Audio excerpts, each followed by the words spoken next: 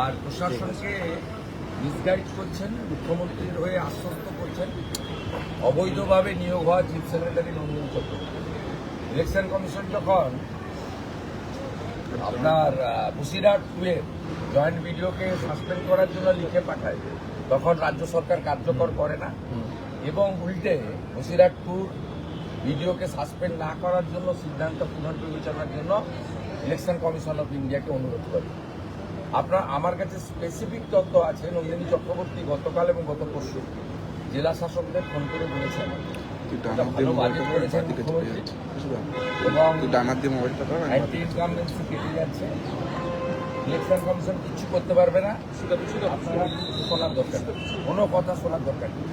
এমনকি আজকে সিওর কাছে আমি অভিযোগ করেছি, উত্তরকাঠি বিধানসভা কেন্দ্র, সেখানে বুথ নাম্বারও বলে দিচ্ছি, সেখানে মাইক্রো অবজারভারের সই জাল করা হয়েছে, আপনার মাইক্রো অবজারভারের সই জাল করা হয়েছে এবং তিনি যে ডাউটফুল ভোটারদের রেড ফ্ল্যাগ লাগিয়ে দিয়েছিলেন তাকে গ্রিন করে দেওয়া হয়েছে।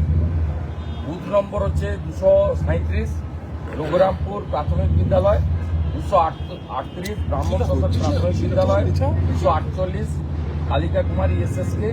এইভাবে একাধিক বুথে মাইক্রো অবজারভারের সই পর্যন্ত জাল করে তার তিনি যে ডাউটফুল ভোটারকে রেড ফ্ল্যাগ লাগিয়েছিলেন সেটাকে গ্রিন করে দিয়েছে।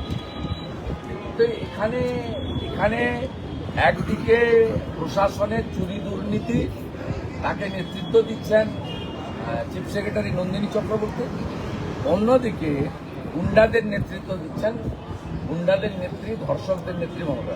দাদা, তাহলে জেলা শাসকদের যদি এই নির্দেশ দেন, তাহলে সিইও গতকালকে বলেছেন, মানে একটা সূত্র জানা যাচ্ছে যে জেলা শাসকদের অফিসে কাউন্টিং হতে চলেছে, প্রায় 117টা কাউন্টিং কেন্দ্র করেছে। তাহলে কাউন্টিংটা কি ইলেকশন কমিশন চেষ্টা করছেন, কিন্তু ইলেকশন কমিশনের মূল ক্ষমতা এমসিসি কার্ড চালু হলেই বুঝতে পারবেন।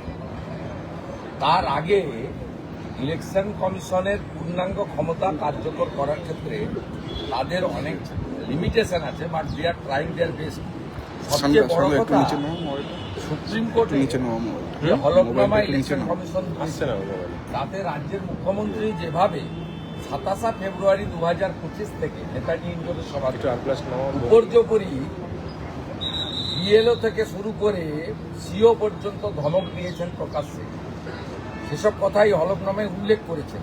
আর কিভাবে রাজ্য প্রশাসন তারা সহযোগিতা করছে না সে কথাও তারা বলেছে। এবং যে কোনো মিটিংয়ের চিফ সেক্রেটারিরা গেলে আগের মনোজ পান্ত বা অন্য আধিকারিকরা তারা নিজেরা সিদ্ধান্ত নিতে পারেন না, বলে ঠিক আছে নোট করে নিয়ে যাচ্ছে, আলোচনা করে জানাচ্ছে। কিন্তু আপনাদের এই জিনিসটা খুব পরিষ্কার জেনে রাখা দরকার আছে, ইলেকশন কমিশন সংক্রান্ত যে কোনো নির্দেশিকা এর ফাইল মুখ্যমন্ত্রী মানে রাজনৈতিক ব্যক্তিত্বের কাছে যায় না, কোনো রাজ্যে যায় না নিয়মে। এটা সরাসরি এক্সিকিউট করতে হয় চিফ সেক্রেটারি বা ব্যুরোক্রেসি।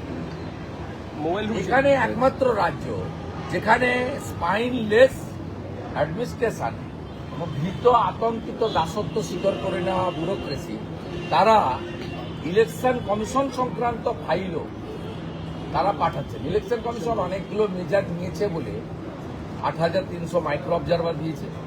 ইলেকশন কমিশন এখানে প্রায় 150 জন মতো অফিসার পাঠিয়েছেন বিভিন্ন সেক্টর থেকে, চেষ্টা করছেন তারা কার্যকর করার ক্ষেত্রে সমস্যা আছে। এবং নিরাপত্তার জন্য তারা ভারত সরকারের কাছে জায়গা চেয়েছিলেন, শিপিং কর্পোরেশন অফ ইন্ডিয়ার জায়গাতে আগামী 3-4 দিনের মধ্যে সিও কার্যালয় শিফট হয়ে যাবে এবং সিও সহ নির্বাচন আধিকারিকদেরকে কেন্দ্রীয় নিরাপত্তা দেওয়া হয়েছে সিআইএসএফ, এ ভূভারতে কোথাও নেই।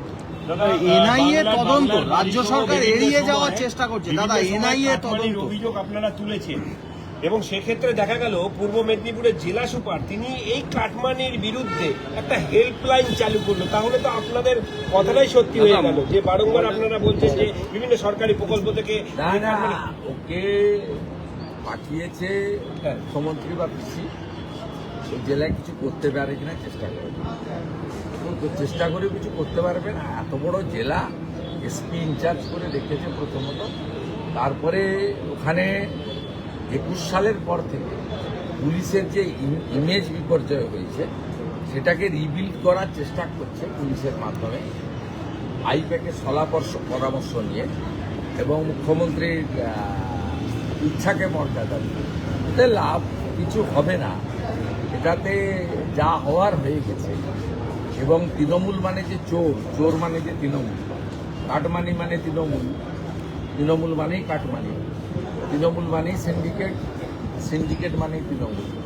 এটা প্রমাণিত হয়ে গেছে। এটা 15 বছর তো অনেক সময়, এই 1-2 সপ্তাহ সব করে কিছু আর হবে না। রাজ্য সরকার এনআইএ তদন্ত এড়িয়ে যেতে চাইছে। রেল প্রকল্প থমকে গেছে, আপনার বিধানসভা কেন্দ্রে রেল প্রকল্প থমকে গেছে রাজ্য সরকারের অসহযোগিতা, জমি জটে আটকে গেল। রাজ্য সরকার বদলে যাবে, 100 একর জমি আর লাগবে। ওর 80 একর জমির উপরে হচ্ছে, 74 একর জমি আছে, তার কাজ পুরোদমে চলছে। আমি ধন্যবাদ জানাবো আমাদের প্রধানমন্ত্রী সরকারকে, রেলমন্ত্রী অশ্বিনীকে, তিনি 315 কোটি টাকা ওই রেল প্রকল্পে দিয়েছে, 184 কোটি টাকা পাওয়ার কটা দিয়েছে এবং প্রায় 650 ছেলেকে জমি দেওয়ার পরিবর্তে চাকরিও দিয়েছে রেলমন্ত্রী। আমি তার প্রতি কৃতজ্ঞতা জানাবো। আর এপ্রিল মাসের পরে সরকার বদলে যাবে, অতএব জমি পাওয়ার ক্ষেত্রে কোনো সমস্যা নেই। দাদা, এনআইএ তদন্ত রাজ্য সরকার অ্যাভয়েড করে যাওয়ার চেষ্টা করছে। তমলুকে যে ঘটনা হয়েছিল সমবায় ব্যাংকে ভোটের দিন, যে বোমাবাজি, সেটা হাইকোর্ট বলেছিল এনআইএ সুপ্রিম কোর্টে যাচ্ছে হ্যাঁ। মামনি জানার কেসে। হ্যাঁ। ঠিক আছে, দেখা হবে ওখানে। মামনি জানাও ক্যাবিয়েট করে রেখেছে, আর আমিও আপনার বেলডাঙ্গা কেসে ক্যাবিয়েট করে রেখেছি, ওইখানে দেখা হবে। এটা আজকে না, এর আগেও গেছিল রিসরা, শিবপুর এবং ডালখোলার কেসে, যে কেসে আমি পিটিশনে ছিলাম। লাভ খুব একটা হয়নি। দেখা হবে ওখানে। এনআইএ কে ভয় পাচ্ছে রাজ্য সরকার, এনআইএ কে ভয় পাচ্ছে দাদা। भट्टाचार्य आज प्रेस कॉन्फ्रेंस करके बताया कि घर घर बीजेपी पहुंचेगी ये विधानसभा निर्वाचन से पहले। लगातार चल रहा है। पार्टी का कल कोर कमेटी का मीटिंग था, कुछ डिसीजन हुआ और डिसीजन आधिकारिक रूप से हमारी प्रदेश जो अध्यक्ष है उनको डिक्लेरेशन करना था, उन्होंने हर पार्टी का कार्यकर्ता उनको पालन किया। और एनआईए दादा, एनआईए के भय पाচ্ছে राज्य सरकार। राज्य सरकार क्या बोलेंगे? वो हायर कोर्ट में जा रहा है, ये पहली बात नहीं। ये राज्य सरकार जो दंगाबाज है, दंगाई को संरक्षण देने के लिए जब श्री राम नवमी में हादसा हुआ था, तब भी जो डिवीजन चीफ जस्टिस ने ऑर्डर दिया है नहीं है, उसका खिलाफ भी सुप्रीम कोर्ट गया था।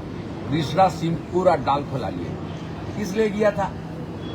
जो कम्युनल हार्मनी डिस्टर्ब कर रहा है, जो एक्सट्रीमिस्ट है, दंगाबाज को संरक्षण देने के लिए। यहाँ बेलडंगा में जो हुआ है कोई राजनीति लड़ाई नहीं था, वो दंगा ही था, एंटी नेशनल था, सीमी पीएफआई का भी है। उनको बचाने के लिए सरकार जा रहा है, सरकार एंटी नेशनल है।